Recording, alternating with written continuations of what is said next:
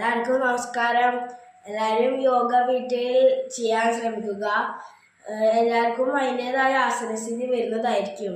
നിങ്ങൾ എന്നും കുറേശ്ശെ ചെയ്യാൻ ശ്രമിക്കുക. എല്ലാവർക്കും നമസ്കാരം. യോഗ പഠിക്കാൻ സുവർണ്ണ അവസരം.